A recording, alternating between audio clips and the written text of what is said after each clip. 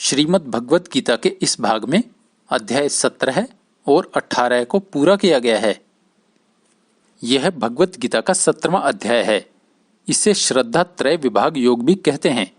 गीता के 16वें अध्याय में भगवान कृष्ण ने बताया है कि व्यक्ति को शास्त्रों के अनुसार ही अपने सारे कर्म करने चाहिए। अब गीता के 17वें अध्याय में कृष्ण जी बताते हैं कि जो लोग शास्त्र विधि का पालन किए बिना ही यज्ञ, तप और दान करते हैं, उनकी क्या गति होती है। अर्जुन भगवान श्री कृष्ण से पूछता है कि जो लोग शास्त्र विधि का पालन किए बिना ही पूजा करते हैं, उनकी क्या गति होती है। भगवान श्री कृष्ण बताते हैं कि अर्जुन, सबसे महत्वपूर्ण है कि पूजा करते समय व्यक्ति के मन में श्रद्धा कैसी है, अर्थात व्यक्ति जिस भावना से किसी कर्म को करता है वह कर्म भी वैसा ही हो जाता है। जो सतुगुणी लोग होते हैं वे यज्ञ को अपना कर्तव्य मानकर बिना किसी फल की कामना के केवल समाज कल्याण की भावना से करते हैं, इसलिए उनका यज्ञ भी सात्विक हो जाता है। जो रजुगुणी लोग होते हैं वो यज्ञ को मन चाह फल पाने की कामना से करते हैं, उनमें रजोगुणी श्रद्धा होती है, इसलिए उनका यज्ञ भी राजसिक हो जाता है। और जो तमोगुणी लोग होते हैं वे यज्ञ को बिना किसी शास्त्र विधि का पालन किए बिना मनमाने ढंग से केवल स्वार्थ सिद्धि की भावना से करते हैं, इसलिए उनका यज्ञ भी तामसिक हो जाता है, अर्थात मन में जैसी श्रद्धा वैसा फल। यही बात तप और दान के बारे में होती है। अब तुम तप के बारे में सुनो। तप का अर्थ होता है शुद्धि करना, अर्थात सफाई करना। और शुद्धि 3 प्रकार से की जाती है, मन से, कर्म से और वचन से। मन में प्रसन्नता रखना, शांति का अनुभव करना, मनन करना, चिंतन करना, संयम पूर्वक रहना, विचारों में पवित्रता रखना, ये सब मानसिक तप माने जाते हैं। ऐसा करने से मन का तप सिद्ध होता है। दूसरा तप होता है कर्मों का तप। सभी पूजनीय व्यक्तियों का आदर करना, अर्थात परमेश्वर की, ब्राह्मण, गुरु एवं माता पिता की पूजा करना, पवित्रता पूर्वक कार्य करना, जीवन में सरलता रखना, ब्रह्मचर्य का पालन करना, अहिंसा नहीं करना, ये सब कर्मों के तप हैं। इनसे कर्मों का तप सिद्ध होता है। तीसरा तप होता है वचनों का तप। ऐसी वाणी बोलना जो किसी को व्याकुल न करे, सत्य भी ऐसा बोलना जो प्रिय हो, किसी का नुकसान न होता हो और हितकारी हो, सोच समझकर अपनी बात कहना और ऐसे वचन कहना जिससे किसी को दुख न पहुंचता हो, इससे वचनों का तप कहते हैं। आगे कृष्ण जी बताते हैं कि ये तीनों ही तप, अर्थात मन, कर्म तथा वचन के तप जैसी श्रद्धा के साथ किए जाते हैं, उनकी वैसी ही गति होती है। यदि तप बिना फल की कामना के केवल अपना कर्तव्य समझकर किया गया है तो उसे तुम सात्विक मानो, किंतु यदि तप फल की कामना से केवल सम्मान पाने की इच्छा से किया गया है तो उसे तुम राजसिक मानो। लेकिन यदि तप अज्ञानवश केवल दूसरों को नुकसान पहुंचाने की भावना से किया गया है तो उसे तुम तामसिक मानो।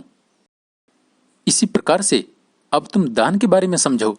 यज्ञ और तप की तरह दान भी 3 प्रकार से किया जाता है। दान भी जैसी भावना से किया जाता है उसे वैसा ही कहा जाता है। जो दान एक योग्य व्यक्ति के द्वारा पूरे समाज के लिए केवल जन कल्याण की भावना से अपना कर्तव्य समझकर किया जाता है, वही दान सात्विक होता है। इसी प्रकार के दान में केवल परोपकार की भावना होती है ताकि उस समाज का उद्धार हो सके, और दान देने वाला व्यक्ति उस दान के बदले में किसी प्रकार के फल की कामना नहीं करता, केवल निष्ठा भाव से अपना कर्म करता है। किंतु यदि दान किसी व्यक्ति द्वारा इसलिए किया जा रहा है कि बदले में मेरी मनोकामना पूरी होती हो, तो वह दान राजसिक हो जाता है। इस दान में दान देने वाला व्यक्ति अपना धन केवल वहीं लगाता है जहां लगाने से उसका मनचाहा स्वार्थ सिद्ध होता हो और उस दान के पीछे केवल उसका अपना या अपने परिवार का ही कल्याण छिपा होता है। तीसरे प्रकार का दान होता है तामसिक दान। यह दान एक कुपात्र को तिरस्कार की भावना से दिया जाता है।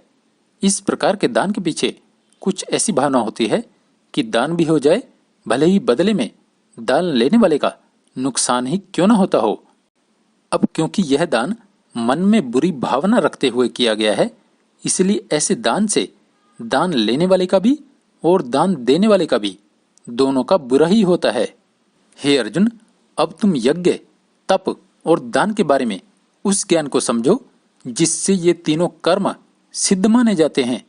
जब ये तीनों ही कर्म मन में सच्ची श्रद्धा के साथ परमेश्वर का ध्यान करते हुए बिना किसी फल की कामना से केवल और केवल जन कल्याण की भावना से किए जाते हैं, तभी ये तीनों कर्म सिद्ध माने जाते हैं और सत कहलाते हैं। किंतु यदि ये कर्म यज्ञ, तप तथा दान श्रद्धा के बिना केवल और केवल अपने स्वार्थ को पूरा करने के लिए दूसरों को नुकसान करने की भावना से किए जाते हैं, तो ये तीनों कर्म अशुद्ध माने जाते हैं और असत कहलाते हैं। इसलिए हे पार्थ, व्यक्ति को चाहिए कि ये तीनों ही कर्म मन में सच्ची श्रद्धा के साथ केवल और केवल जन कल्याण की भावना से ही करे। जो व्यक्ति इस प्रकार से कर्म करता है, वही व्यक्ति भव बंधन से मुक्ति पाता है। इसके साथ भगवत गीता का 17वां अध्याय यहाँ पूरा होता है। यह भगवत गीता का 18वां और आखिरी अध्याय है। इसे मोक्ष संन्यास योग भी कहते हैं। इस अध्याय को सुनने के बाद अर्जुन युद्ध के लिए तैयार हो जाता है। इस अध्याय में कृष्ण जी ने संन्यास, कर्म, ज्ञान, कर्ता, बुद्धि, धीरता, सुख, वर्ण तथा कर्तव्य के बारे में बताया है। अर्जुन भगवान श्री कृष्ण से पूछता है कि त्याग क्या है, संन्यास क्या है और इन दोनों में क्या अंतर है। भगवान श्री कृष्ण कहते हैं कि कुछ लोगों के अनुसार कर्मों के फलों की इच्छा के त्यागने को संन्यास कहते हैं तथा कुछ लोगों के अनुसार समस्त कर्मों की इच्छा त्याग ही संन्यास है। अब जो लोग कर्मों को ही त्यागने की बात कहते हैं, वे लोग मानते हैं कि कर्म कैसा भी हो, अच्छा या बुरा, उसमें दोष तो होगा ही और कर्मों का बंधन भी, जिसे भोगने के लिए बार बार जन्म लेना पड़ेगा। इसलिए कर्मों को ही छोड़ देना चाहिए, क्योंकि कर्मों में बंधन है। अब अर्जुन जानना चाहता है कि संन्यास और त्याग के बारे में आपका क्या मत है। भगवान श्री कृष्ण बताते हैं कि यज्ञ, दान और तप के कर्मों को कभी त्याग नहीं करना चाहिए, क्योंकि ये तीनों ही कर्म करने से आत्मा को शुद्धि मिलती है। हे अर्जुन, मैं तुम्हें पहले ही बता चुका हूं कि ये तीनों ही कर्म बिना किसी फल की कामना के केवल और केवल अपना कर्तव्य समझकर करना चाहिए, और जिस व्यक्ति का जो भी नियत कर्म है उसे करते ही रहना चाहिए। अगर वह ऐसा नहीं करता तो सृष्टि चक्र रुक जाएगा। अब जो लोग मोह के कारण अपना कर्म करना छोड़ देते हैं, उस त्याग को तामसिक कहा जाता है। जो लोग कर्मों को इसलिए छोड़ देते हैं कि कर्मों में कष्ट है, पीड़ा है, भय है, उस त्याग को राजसिक कहा जाता है। और जो लोग अपने नियत कर्म को अपना कर्तव्य मानकर बिना फल की कामना के करते रहते हैं, उस त्याग को सात्विक त्याग कहा जाता है। अब व्यक्ति कैसा भी हो, कर्म तो करना ही पड़ेगा, क्योंकि कर्म के बिना तो जीवन यात्रा ही संभव नहीं है। जो व्यक्ति अपने कर्मों को बिना किसी फल की लालसा के केवल और केवल अपना कर्तव्य मानकर करता रहता है, वही त्याग है, वही संन्यास है। किंतु जो व्यक्ति ऐसा नहीं कर पाता है, उसे अपने कर्मों के फलों को भोगने के लिए बार बार जन्म लेना पड़ता है। हे अर्जुन, पहले तुम कर्म के बारे में समझो। कुल मिलाकर ये 5 कारण होते हैं जिनसे कोई भी कर्म सिद्ध होता है। पहला है शरीर, जिससे कर्म किया जाता है। दूसरा है आत्मा, जिसे कर्ता कहते हैं। तीसरा है कर्म इंद्रियां, जैसे हाथ, पैर, नाक, कान। चौथा है इंद्रियों की क्रियाएं, जिन्हें चेष्टा कहा जाता है। तथा 5वां है भाग्य, जिसे दैवीय कहा जाता है। जब ये 5 कारण अनुकूल होते हैं, केवल तभी कोई भी कार्य सिद्ध होता है। किंतु यदि इन 5 में से अगर कोई एक कारण भी अनुकूल नहीं है, तो कार्य सिद्ध नहीं होगा। और जो व्यक्ति कर्मों के इस रहस्य को जानता है, वही बुद्धिमान है। हे अर्जुन, मैं तुम्हें पहले ही बता चुका हूं कि केवल कर्म ही व्यक्ति के अधिकार में है। कर्मों के फल तो किसी अन्य शक्ति के पास हैं।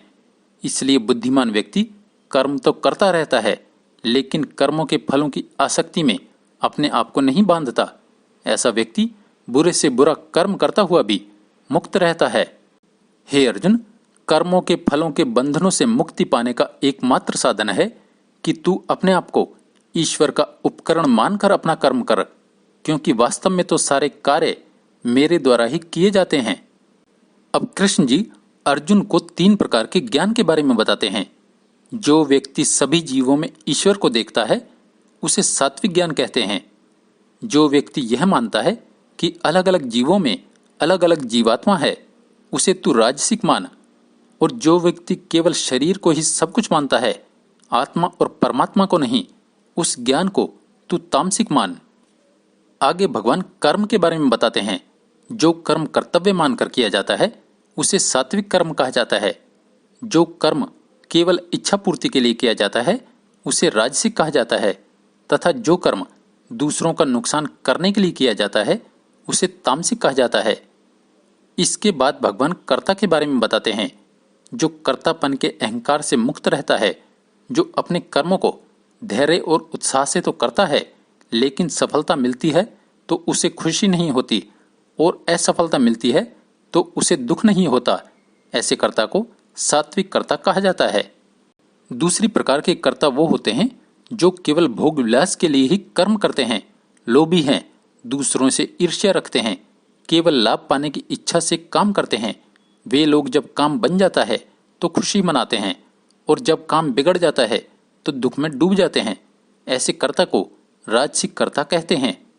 तीसरे प्रकार के कर्ता वो हैं कि जो जब काम करते हैं तो उनमें कोई एकाग्रता नहीं है, सही प्रकार से काम नहीं करते, जो छल कपट से काम करते हैं, दूसरों के काम में बाधा डालते हैं, जो आलसी हैं, जो काम को निराशा के साथ करते हैं, काम को खींच कर रखते हैं, जिनका काम असल में दूसरों का काम बिगाड़ना है, ऐसे कर्ता को तामसिक कर्ता कहा जाता है।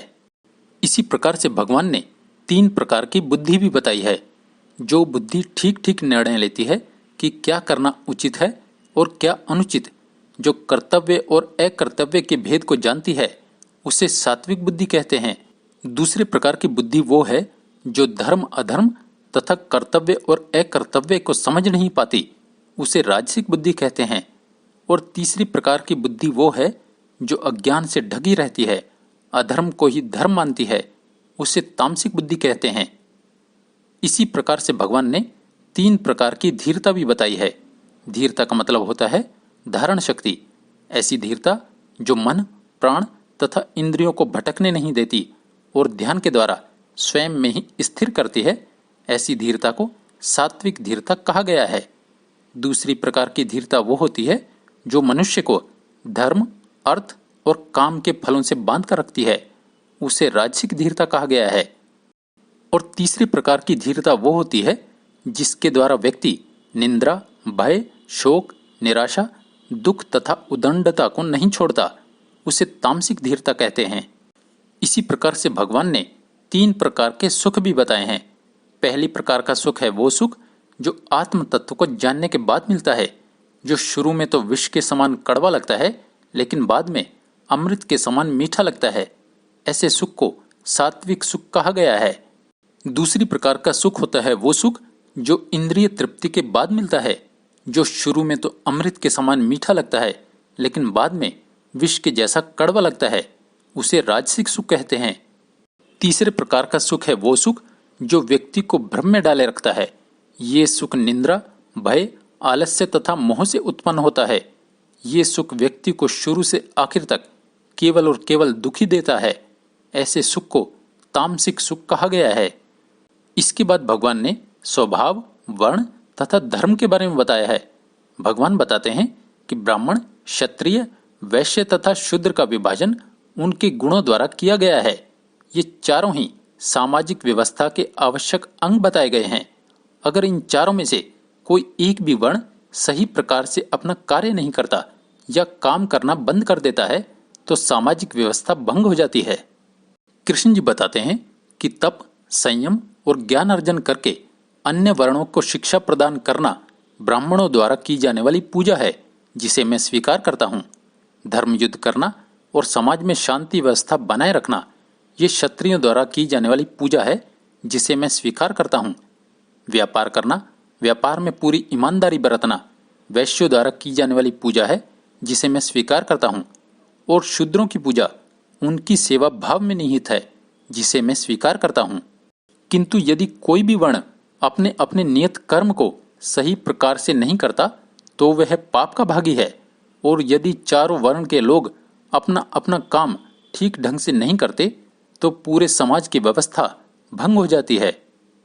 आगे कृष्ण जी बताते हैं कि प्रत्येक व्यक्ति को अपने स्वभाव के अनुसार अपना अपना नियत कर्म करते रहना चाहिए और उसे परम सिद्धि प्राप्त करने के लिए अपना कार्य बहुत अच्छे से और पूरी ईमानदारी के साथ करते रहना चाहिए। इसलिए हे अर्जुन, तू अपने सारे कर्मों को मुझे समर्पित करके मेरे निर्देशों के अनुसार अपना कर्म कर। मैं तुझे सारे पापों से मुक्त कर तुझे मोक्ष दूंगा। सर्वधर्मान् परित्यज्य मामेकं शरणं व्रज, अहम त्वाम सर्व पापे भयो मोक्ष्यामि मा शुचः। क्योंकि यदि तू अपने परिवार के मोह के कारण युद्ध नहीं करता तो तुझे आज तो शांति मिल जाएगी, लेकिन क्योंकि तू एक क्षत्रिय है और तुम्हारा मूल स्वभाव है युद्ध करना, तो तू बाद में बहुत पछताएगा। इस प्रकार हे अर्जुन, मेरे पास जो संसार का सबसे गूढ़ रहस्य था वो मैंने तुझे दे दिया। इस पर तू बहुत ध्यान से विचार कर और अपने विवेक और बुद्धि का इस्तेमाल कर और फिर जो तुझे ठीक लगे उसे कर। इसके बाद अर्जुन उस गांडीव को उठा लेता है जो उसने युद्ध शुरू होते ही छोड़ दिया था। अंत में कृष्ण जी अर्जुन को एक बात और बताते हैं, जिनमें तप करने की क्षमता नहीं है, जिनमें भक्ति भाव नहीं है, जिनमें ज्ञान को सुनने की शक्ति नहीं है, ऐसे व्यक्ति के सामने इस गूढ़ ज्ञान को नहीं कहना। केवल सुपात्र के सामने ही जो मुझ में भक्ति रखता हो, केवल उसी व्यक्ति के सामने गीता के इस सर्वोच्च रहस्य को प्रकट करना। क्योंकि गीता ज्ञान को बताने वाला इस पृथ्वी पर मेरा सबसे प्रिय पात्र है। जो व्यक्ति गीता ज्ञान को फैलाएगा वो मेरा प्रिय रहेगा, और जो व्यक्ति इस धर्म संवाद का अध्ययन और मनन करके अपने जीवन में धारण करेगा वो सभी प्रकार के कर्मों के फलों से मुक्त होकर मुझ में समा जाएगा। अब सबसे आखिरी बात जो संजय ने महाराज धृतराष्ट्र से कही कि महाराज, जहाँ पर योगेश्वर कृष्ण हैं, जहाँ पर धनुर्धर अर्जुन है, वहीं लक्ष्मी, वहीं वैभव, वहीं नीति है और वहीं विजय है। अर्थात इसमें कोई संशय नहीं कि युद्ध तो पांडव ही जीतेंगे। ऐसा क्यों? क्योंकि भगवान श्री कृष्ण स्वयं उनकी ओर हैं। इसके साथ भगवत गीता का अंतिम अध्याय यहाँ पूरा होता है। जय श्री कृष्ण।